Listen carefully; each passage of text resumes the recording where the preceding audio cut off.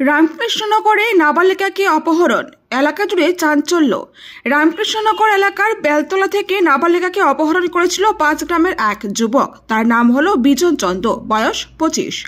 পরিবারের এজাহারের ভিত্তিতে রামকৃষ্ণনগর পুলিশ বৃহস্পতিবার শিলচর কুম্ভীরগ্রাম বিমানবন্দর থেকে আটক করেছে লম্পট যুবককে। উল্লেখ্য যে ২৮ এপ্রিল ওই নাবালিকা মেয়েটিকে যুবকটি ফুসলিয়ে অপহরণ করে নিয়ে যায়। পরে পরিবারের এজাহারের ভিত্তিতে নাবালিকাকে উদ্ধার করে ধৃত লম্পট বিজন চন্দ্রকে রামকৃষ্ণনগর থানায় নিয়ে আসে। আগামীকাল তাদের দুজনকে করিমগঞ্জ আদালতে পেশ করা হবে। রামকৃষ্ণনগর থেকে গৌতম সরকারের প্রতিবেদন। একসঙ্গে মারো না, হ্যাঁ নিউজ রিপোর্টার না আপনি একসঙ্গে মারতে পারো। আমরা সিবিআই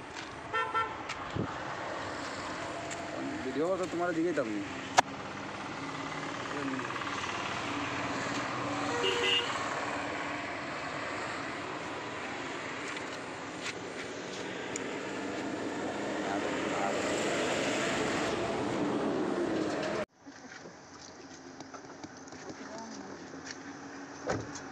লাগে চিন্তা আছে।